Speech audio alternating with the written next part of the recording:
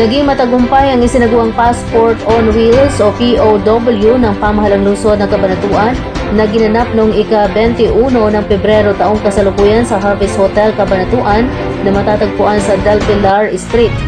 Sa pangunguna ni Mayor Micah Elizabeth R. Vergara, ang pamahalang panglungsod ng Cabanatuan ay nakipag-ugnayan sa tanggapan ng Department of Foreign Affairs o DFA upang maihatid ang naturang programa na layuning mailapit at matulungan ang mga Cabanatueños na makakuha o kaya ay ma-renew ang kanilang pasaporte nang hindi naaalis pa ng lungsod.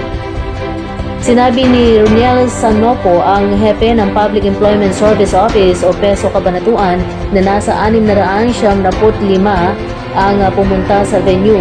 Subalit siyam dito ay bigo na makakuha o makarenew ng kanilang pasaporte dahil na rin sa kakulangan ng requirements, habang ang iba ay may mali sa kanilang birth certificate. Kung kaya't nasa 686 lamang ang kabuang bilang ng naka-avail dito.